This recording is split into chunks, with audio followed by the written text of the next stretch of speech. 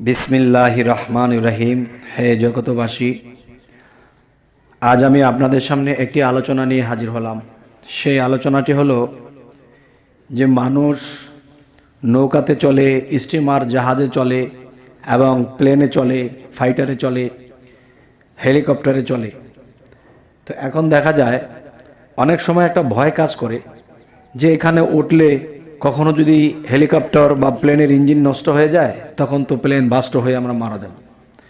এবং কি পানির নৌকাতে উঠলেও এরকম একটা ভয় থাকে যে যদি বড় ঢেউ আসে বা ঝড় আসে, যদি ডুবিয়া যায়, তাহলে এসব বিপদ আপদ থেকে বেঁচে থাকার জন্য আমাদের কি এমন পদ্ধতি আল্লাহ রেখেছে, কি এমন আল্লাহর ৯৯ নামের মধ্যে এমন কোনো নাম কি রেখেছে যেই নামটি আমরা জপনা করলে বা সেই নামটি আমরা কোন নিয়মে কি করলে আমরা এরকম অবস্থা থেকে রক্ষা পেতে পারি। যেমন আমি যেই নামটি আপনাদেরকে বলবো ওই নামটি কীভাবে জপতে হবে, কি নিয়মে কি করতে হবে আমি ব্যঙ্গে বলবো। তবে এর আগে আমি বলে নিই যে আগুনে পুড়িবে না, বাঘ ভাল্লুক জিন ভূত তাকে কোনো ক্ষতি করতে পারবে না, ভয়ঙ্কর কোনো জন্তু আপনাকে আক্রমণ করতে পারবে না, কোনো অনিষ্ট করিতে পারবে না। এবং ছোট ছেলে মেয়েদেরকে গলায় এই নামটি লিখে দিতে হবে। সেই নামটি হলো কি? ইয়া হাফেজু।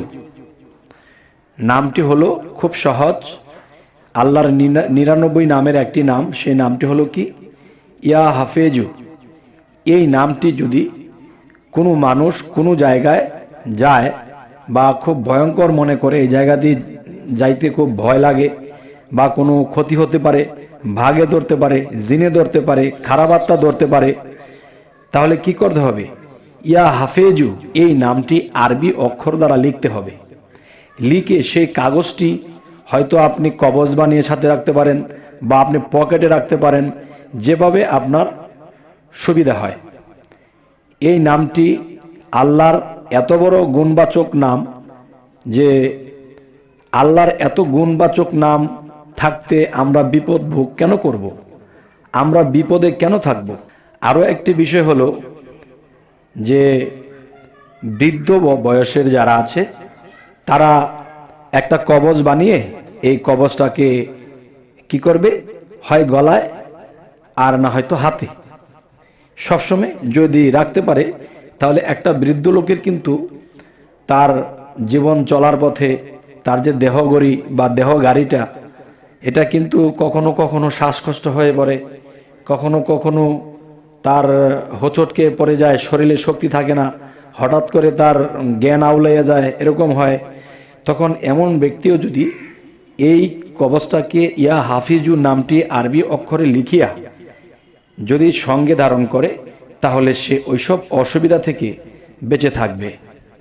আচ্ছা, আরেকটা বিষয় হলো যে এই কবজটি ইয়া হাফিজু এই নামটি একটি কবজ করিয়া সঙ্গে ধারণ করিয়া যদি পানিতে নামে, এবং অনেক মানুষ আছে পানিতে ডুবে মরে যায়, কিংবা কেউ আছে সাঁতার জানে না, পানিতে ডুবে মারা যায়।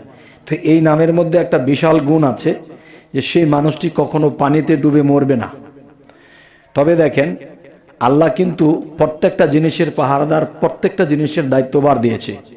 এই সাগর পরিচালনা করার জন্য আল্লাহ কাউকে নির্ধারণ করেছেন, নদী কন্ট্রোল করার জন্য এমন কাউকে আল্লাহ নির্ধারণ করে দিয়েছেন, এবং আকাশ পরিচালনা করার জন্য গ্রহ নক্ষত্র এদের মধ্যে কাউকে দেখা যায় এদেরকে তাদের দায়িত্বভার দিয়ে দিয়েছে যে এগুলো পরিচালনা করবে, দেখশন করবে।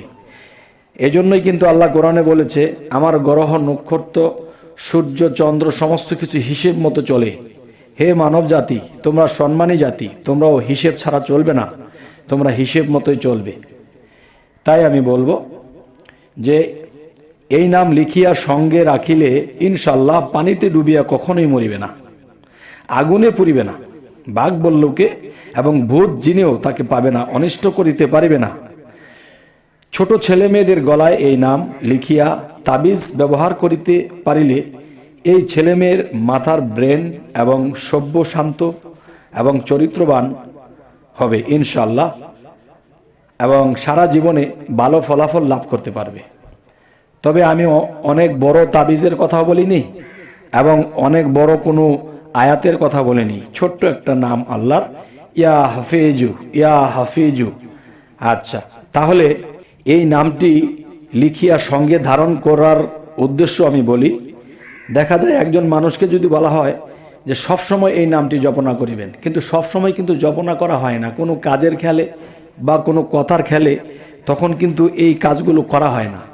তখন কি হয়, ভুলে যায়। ভুলে যাওয়ার ফলে সেই মানুষটির বিপদগ্রস্ত হতে হয়। তখন কি বলে যে আল্লাহর একটি নাম আমরা জপনা করেছি, বিপদ হয় না, সমস্যা হয় না, আমার তো হয়ে গেল। তার মানে আপনি যে জপ করেছিলেন আপনি কিন্তু থেমে গেছেন। আর আপনি যে থেমে গেছেন আপনি বলতেও পারবেন না যে কখন আপনি থেমে গেছেন। এই জন্য ইয়া হাফিজু এই নামটি লিখিয়া গলায় রাখতে পারেন, বাচ্চাদের, বড় মানুষের হাতে রাখতে পারেন, কিংবা কাগজে লিখিয়া আপনি পকেটে রাখতে পারেন। তখন দেখা গেছে আপনি যদি ভুলিয়াও যান সেই নামটি জপনা করতে, কিন্তু আপনার সাথে সেই নামটি আছে। তাই বলি যে আল্লাহর 99 নামের মধ্যে এত গুরুত্বপূর্ণ কিছু আল্লাহ দিয়ে রেখেছে, কিন্তু এটার খবর আমরা রাখি না। আর যদিও আমরা জানতে পাই তখন আমরা অবহেলায় বাঁচি না, শুধু অবহেলা করি। আর অবহেলা করে যখন আমরা কোনো বিপদগ্রস্ত হই তখন আল্লাহকে বলি, আল্লাহ তুমি দেখলে না, তুমি চাইলে না। তখন আল্লাহ কি বলে যে আমি আমার 99 নামের গুণ দিয়ে রেখেছি, কিন্তু তোমরা সেটাকে কাজে লাগাওনি, তোমরা সেটাকে কোনো কিছুই করোনি। এখন তোমাদের বিপদগ্রস্ত তোমাদের থেকেই সৃষ্টি হয়েছে। আচ্ছা, যাই হোক, হে জগতবাসী, আজকের এই আলোচনাটি এই পর্যন্তই করলাম। এবং এই ধরনের আলোচনা আমাদের পেতে আপনাদের সামনে যেন ভালো ভালো ভিডিও আপনাদেরকে পৌঁছে দিতে পারি, আমাদের চ্যানেলটিকে সাবস্ক্রাইব করে রাখুন। পরবর্তীতে আপনাদের সাথে সাক্ষাৎ হয়ে যাবে ইনশাআল্লাহ।